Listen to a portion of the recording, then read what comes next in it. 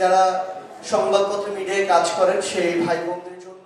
গণমাধ্যম কর্মীদের চোখে রক্তাক্ত জুলাইয়ের স্মৃতিচারণ অনুষ্ঠানের আয়োজন করে ডেমোক্রেটিক জার্নালিস্ট অ্যালায়েন্স।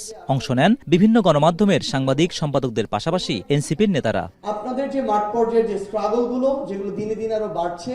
অনুষ্ঠানে অন্তর্বর্তী সরকারের প্রেস সচিব শফিকুল আলম বলেন, যেসব সাংবাদিক অভ্যুত্থানের বিপক্ষে ছিল তারা এখনও অপরিবর্তনশীল। এমন যুক্তিতে তাদেরকে সামাজিকভাবে উপেক্ষা করার আহ্বান জানান তিনি। এ সময় এনসিপি নেতা সার্জিস আলম অভিযোগ করে বলেন, জেলা পর্যায়ে প্রেস ক্লাব দখলের চেষ্টায় আছে ক্ষমতাসীন দলের এমপিরা।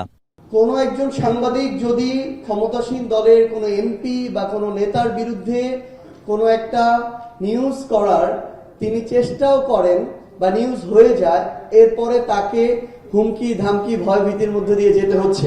আর যারা সত্যিকার অর্থে জুলাইয়ের এগেনস্টে ছিলেন তারা এখনো আছেন, হিস্ট্রি তাদেরকে ইরিলেভেন্ট করে দিচ্ছে।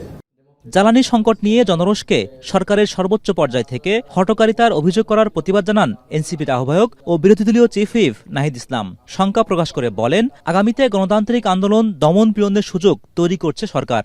ধীরে ধীরে আমরা দেখতে পাচ্ছি যে গণতন্ত্র কিন্তু সংকুচিত হয়ে আসছে, কথা বলার জায়গা সংকুচিত হয়ে আসছে। ফলে সেই সংকোচন ঠেকাতে হবে আপনাদের আমাদের সবাইকে মিলেই।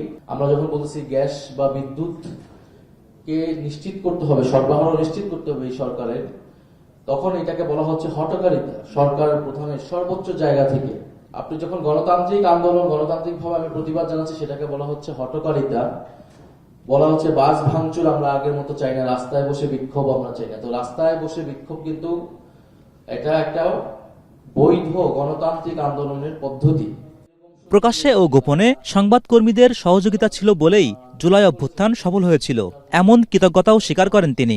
তাদের যে দেশপ্রেম, তাদের যে মানবিকতা, বিবেকবোধ, সেই জায়গা থেকে অনেক ভূমিকা পালন করেছে। হোসেন জাহিদ, এখন, ঢাকা।